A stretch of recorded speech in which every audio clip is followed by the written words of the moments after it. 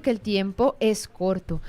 Profesora, a nosotros nos gusta como que ustedes le cuenten a la gente quiénes son, de dónde vienen, a qué han venido y cómo han llegado a la Universidad del Quindío y qué se han encontrado en la Universidad del Quindío. Así que le abro el micrófono para que usted le cuente a todos nuestros oyentes. Bueno, muchas gracias de nuevo por estar acá, la invitación muy especial y el tema pues es uno de mis temas de afecto, o sea, mi vida ha estado ligada a las colecciones, incluso desde mi pregrado. Yo soy biólogo de la Universidad Nacional, pero vivía dentro de la colección. Allí en determinado momento incluso la universidad tenía unas reglas muy estrictas por ciertos problemas políticos que había y no permitían la entrada a la universidad después de las 8 de la noche. Yo me quedaba trabajando ahí tenía mi cafetera, tenía mi bolsa de dormir. Y cuando venía la ronda de los celadores, yo ya era amigo de los celadores del Instituto de Ciencia, ellos apagaban la luz, me llamaban a un teléfono de dial de esos viejos, y me decían ya viene, apague la luz, y cuando se iban entonces me volvían a llamar para que pudiera yo seguir estudiando ahí los mamíferos. O sea que yo, básicamente mi investigación se ha enfocado en el estudio de este grupo. Luego tuve la oportunidad de viajar a los Estados Unidos y también allá en la realización de mis estudios de posgrado pues tuve la oportunidad de conocer las colecciones más grandes que tenemos nosotros en mamíferos en el mundo, la colección del Smithsonian Institution, del American Museum, del Field Museum. Y pues al regresar a Colombia y a serme profesor en diferentes universidades, en cada una he dejado como un núcleo de generación de colecciones. O sea, los museos, y esta me gusta mucho iniciar con esta reflexión, llevan su nombre de las musas. Esta inspiración. Entonces es un lugar donde se da la inspiración para la generación de conocimiento, y las colecciones biológicas, pues la inspiración del conocimiento en biología. Súper. Qué bueno. Y Hugo, tú llegas a la Universidad del Quindío mediante una convocatoria, ¿y qué te encuentras aquí? ¿Qué te encuentras con respecto a la mastozoología, a los estudiantes, apáticos, interesados, felices, contentos? ¿Cómo fue la llegada? Bueno, el semestre pasado yo daba una clase que se llamaba Biología para el Desarrollo Sostenible, y la clase empezaba diciéndole a los alumnos que para el 2030, estos son datos reales de las Naciones Unidas, el 80% de las profesiones que tenemos nosotros son profesiones que no existen. ¿Qué quiere decir eso? Que de la interfase de conocimientos o de la promoción de cierto tipo de áreas van a aparecer las oportunidades laborales, y me mostraba yo como el primer ejemplo de eso, o bueno, no el primero, pero como un ejemplo de que eso puede suceder. Al tener un interés, digamos, en los mamíferos de larga data, y haber, digamos, como movido mucho interés en Colombia, nosotros creamos la Sociedad de Mastozoología. Eso ocurrió ya hace un tiempito, y en ese momento yo conocí a el primer grupo de estudiantes en mastozoología organizado en el país, que estaba liderado por el ahora profesor Álvaro Botero, y pues otro grupo de estudiantes uniquindianos. Entonces en el Quindío siempre hubo interés. Lo que no existía de pronto era como la figura de un profesor que pudiera, digamos, formalizar ciertos procesos. Entonces el Quindío tiene otro récord, y es que es la primera universidad en el hemisferio que hace un llamado, una convocatoria a mastozoología. Eso no se ha dado ni en Argentina, ni en Brasil, ni en México, ni en los Estados Unidos. O sea, es una universidad, digamos, muy particular en eso, tomó la delantera. Y pues al ver yo este llamado, dije, no, pues tal vez allá está la oportunidad, digamos, de desarrollar ciertos procesos, y eso es lo que ha venido sucediendo. Entonces, y ha sido así, ha sido un encuentro, digamos, de voluntades entre pues los deseos de uno desde la perspectiva de un docente, pero más que todo es el trabajo de los estudiantes. Sigue siendo. Hugo, la colección mastozoológica aparece dentro del escenario de colecciones biológicas de la Universidad del Quindío como la más reciente. ¿Qué lo lleva a usted a proponer o a crear esa necesidad de tener esa colección mastozoológica en la universidad?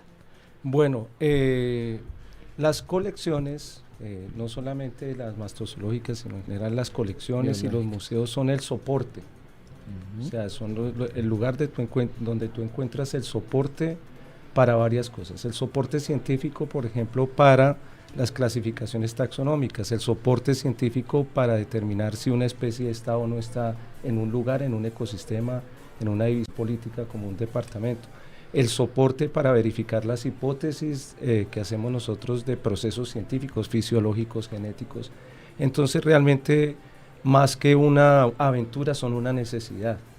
Y en el campo de nosotros necesitábamos una colección pues que diera ese soporte a los procesos que se querían iniciar o que ya estaban funcionando. Hugo, hay una pregunta muy frecuente que me hacían hasta hace algunos años las personas frente a que en el departamento del Quindío hay pocos mamíferos. Esas preguntas son hechas pues desde como el conocimiento que tiene la gente asociado a mamíferos con lo que pueden ver con pelos que se mueva. ¿Usted cómo ha visto ese grupo? O sea, ¿cómo están los mamíferos en el Quindío? Bueno, la región andina, diría yo, que involucra una complejidad alta, el solo hecho de tener diferentes pisos térmicos. Aquí cerquitita, tú te vas a la Tebaida y tienes otras condiciones, te vas a Circasia, que no son muchos kilómetros, y tienes otras, y sigues subiendo Estrella de Agua, Páramo, nevados, o sea, todos esos escenarios, digamos, ecológicos brindan la oportunidad para procesos evolutivos diferentes y a una alta diversidad. Entonces yo diría que tal vez lo que nos ha faltado es hacerlo formalmente. Y los mamíferos son un grupo pues que tiene ciertas particularidades para ser estudiado. Entonces, ¿qué nos ha faltado hacer formalmente? Nos ha faltado hacer formalmente la documentación. Pero ya hemos ido, digamos, avanzando en ese proceso. Esa ha sido, digamos, como una de las metas de nosotros. Hay un proyecto que está radicado en la Vicerrectoría de Investigación de la Universidad del Quindío, que es la documentación de los mamíferos del Quindío. Entonces no te puedo dar un número ahorita, digamos, específico de mamíferos, pero es tan alto como otros departamentos que incluso son más grandes. Bueno, Hugo, pero tú sí sabes de mucho de unos mamíferos que no son queridos por muchos, otros los adoramos, pero que tienen una importancia en la naturaleza grandísima y que, bueno, si las personas los vieran con otros ojos, si no se asustaran por ellos, seguramente pensarían diferente. Como este es un programa donde nos escucha muchas personas que se enfrentan a diario y que se encuentran a diario con muchos animales, nosotros hemos venido rompiendo esos mitos urbanos acerca de diferentes grupos. A mí me ha tocado duro porque con los insectos es difícil, pero tú trabajas con un grupo maravilloso que son los murciélagos. Háblanos un poquito de los murciélagos, de su rol, de su importancia y de qué te llevó a apasionarte por este grupo tan interesante. Pues la razón de la pasión es una razón muy técnica, la verdad. Dentro de los mamíferos, los murciélagos en Colombia son el grupo más numeroso en especies. A través de la investigación que hemos desarrollado en estos años, hemos incluso determinado que Colombia es el país del mundo que más especies de murciélagos tiene. Los murciélagos están, al ser mamíferos, digamos, comparten mucha de la historia nuestra, caballero. O sea, porque nosotros somos también mamíferos. Claro. Entonces son un modelo de entendimiento no solamente de los roles que cumplen la naturaleza, ahorita les hablo un poquito de esto, sino de nosotros mismos. Muchas pistas importantes de cómo podemos vivir mejor, por ejemplo, la longevidad. No hay otro grupo que en relación a su tamaño sea más longevo que los murciélagos dentro de los vertebrados. Entonces, las pistas de la eterna juventud, y este es un trabajo que ha desarrollado una amiga, Emma Tilling, en la Universidad de Edimburgo, en Irlanda.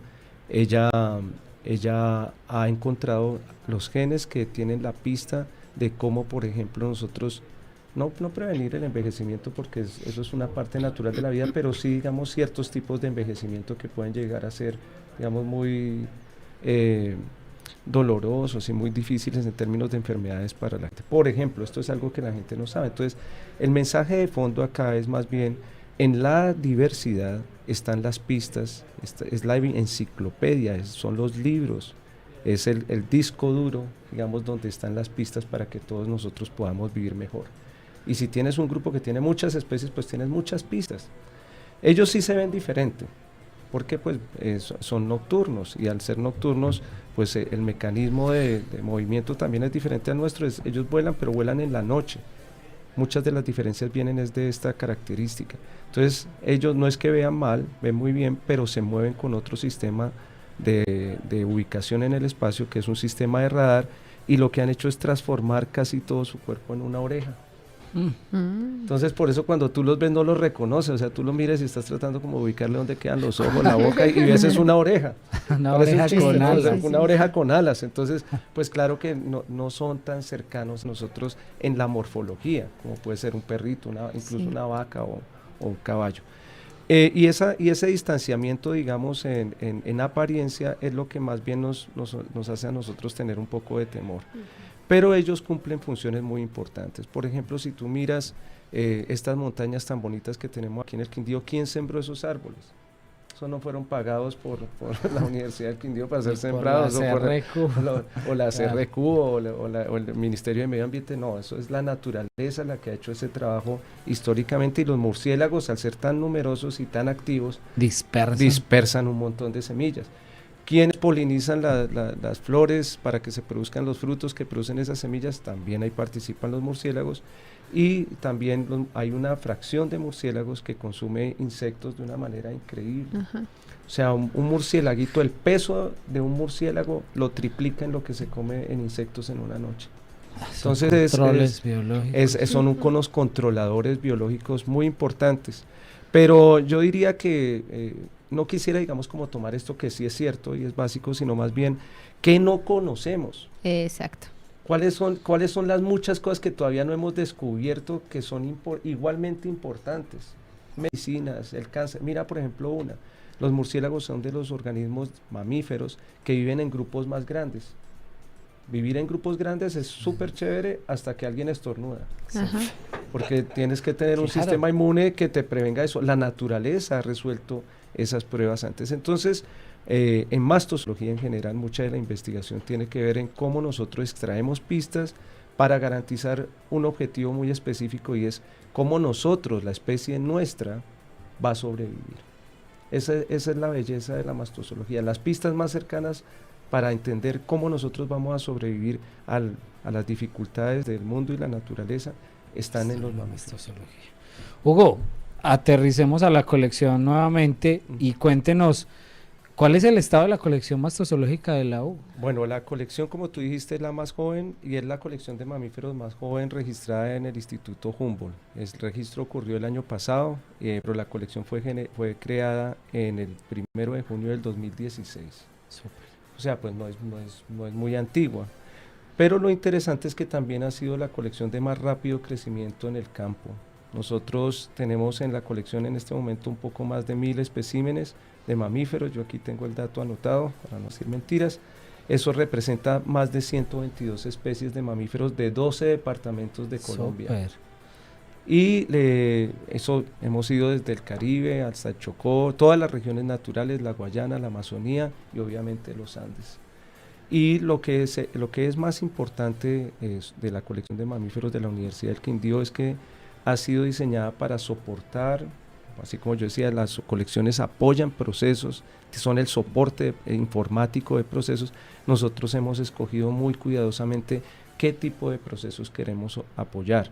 Y entonces, por ejemplo, bajo la investigación de la universidad ha estado la declaratoria del Parque Nacional Chiribiquete, la apuesta más grande en Latinoamérica de conservación, más de 4 millones de hectáreas en un área protegida, un proyecto priorizado por la Presidencia de la República. Ese material de zonas intangibles a las que no podremos volver a ir a hacer investigación por una decisión que se ha tomado en el Ministerio relacionada con la voluntad de ciertos grupos indígenas de no entrar en contacto con la cultura occidental. Ese material está aquí en la colección, pero igualmente está el material que soporta la declaratoria de las zonas buffer de conservación de la Lindosa, en el Guaviare, el Chocó, la zona Ramsar del Chocó, la primera área de conservación de importancia para la conservación de murciélagos en el Chocó, la declaratoria del río Vita como primer objeto inerte de conservación en el Bichada, Está, bueno, el proyecto Paisajes de Conservación del Caribe, que es el proyecto más grande enfocado a los pocos remanentes de bosque seco tropical que tenemos desde Córdoba hasta La Guajira. Ese trabajo lo hemos hecho nosotros. Y así hay una serie de proyectos, son más de 20 proyectos en los que hemos podido no solamente hacer la documentación, sino emitir unos conceptos, porque la diversidad sirve para otra cosa. Es un termómetro de qué está pasando. Estos grupos son grupos de lo que llamamos nosotros bioindicadores. Entonces tú los miras, analizas qué especies hay, y ya vieron ustedes esta diversidad de cosas que hacen los murciélagos. Entonces en una mirada rápida a los murciélagos podemos nosotros entender cómo está funcionando un ecosistema y dar unos análisis. A veces son simplemente unos dictámenes, pero a veces vamos un poco más allá y hacemos recomendaciones. Y en la misma naturaleza están las pistas de cómo restituir lo que hemos perdido. En algunos casos, por ejemplo, procesos de restauración facilitados, pues tienen que tener en cuenta estas especies que dispersan semillas, que polinizan y que entran a contribuir al flujo de energía en esos sistemas. Entonces, la universidad ha tenido un crecimiento tan rápido que en el pasado Congreso de Zoología fue la única colección zoológica de todos los grupos que recibió un reconocimiento formal por parte de la Asociación Colombiana de Zoología. Nos regalaron una biblioteca, la biblioteca más bonita que hay sobre mamíferos, los handbooks se llaman así, de Mammalian Species. Cada uno de estos libros puede estar entre 500.000 y 800.000 pesos, son como, no sé, más de 10 libros que nos regalaron, que incluyen información importante con la que se nutren los estudiantes. Y finalmente, pues eso cumple una función también académica. O sea, nosotros hemos soportado pues en este momento más de 20 tesis, hay 14 publicaciones científicas derivadas específicamente de la colección. Hemos analizado las 12 reservas de conservación que tiene la Corporación Autónoma del Quindío. También con cámaras trampa tenemos un montón de datos ahí, no solamente son especímenes, sino es información de mamíferos, y hemos trabajado en la elaboración de los planes de manejo de la danta de páramo. Estos son especies de mamíferos priorizadas por su estatus de conservación, el venado de montaña, y también en este momento estamos trabajando sobre un monito. Nosotros tenemos un primate. La Otus. Estamos trabajando en esto. Qué bueno, quiero recapitular unas palabras que dijiste ahorita, y es en términos que, bueno, por ejemplo, nosotros que trabajamos con insectos, pues muchas veces hay que tener una evidencia física del insecto porque son muy pequeños, el genital del macho es el que define la especie, pero tú hablabas un poquito de otros datos que son datos secundarios que también almacenan las colecciones, que son adquiridos por cámaras trampa, por pelajes, por restos, por heces, por cosas así. Cuéntale un poquito a la gente cómo son esos datos secundarios, qué más se puede tener en una colección aparte del ejemplar completo. Pues primero yo no les llamaría secundarios, o sea, es información supremamente importante, sino que no tiene un registro físico. Bien. Entonces, fotografías, por ejemplo, nosotros acabamos de hacer el primer registro para el Quindío de una especie de osito hormiguero, que se diferencia de su especie hermana en que tiene como un chalequito negro y la otra lo tiene café. Y eso apareció en la cámara trampa, pero también nos hemos podido dar cuenta que existen mamíferos muy importantes que cumplen funciones muy claves que no son de tan fácil observación. Nosotros en estos registros son cámaras que se dejan allá escondiditas, y ellas tienen un mecanismo automático que se dispara al paso de los animales, y así hemos podido registrar pumas, hemos podido registrar diferentes especies de tigrillos, hemos podido registrar oso de anteojos, hemos podido registrar dantas, hemos podido registrar un montón de animales. Entonces estos datos son fundamentales, digamos, para entender en globalidad cómo es que se está comportando los ecosistemas, en este caso del Quindío, pero ese ejercicio lo hemos hecho en varios lugares. Y ahorita vamos a entrar con en una nueva era de datos, que son los registros de material auditivo. Qué bueno, Hugo, no, pues como siempre el tiempo en radio es mínimo, ¿no? Y siempre nos quedan muchas preguntas para hacerle a nuestros invitados, pero se abre la posibilidad de que regresen a Ventana Ecológica cuando quieran, para seguir hablando de esas cosas tan interesantes que le mueven sobre todo el corazón a todos los que nos están escuchando, y cambiando también esas percepciones y acercándolos más a la naturaleza, a la responsabilidad que tenemos todos con el planeta. Finalmente expresamos a todos un especial agradecimiento por el acompañarnos a Ventana Ecológica. Amigos oyentes, recuerden que estamos dispuestos a escuchar sus comentarios. Escríbanos al programa de biología@uniquindio.edu.co o llámenos al 735-9348. Muchas gracias a la mesa de trabajo, muchas gracias Hugo, Camila, Germán, Gracias. a todos ustedes por escucharnos. Feliz tarde.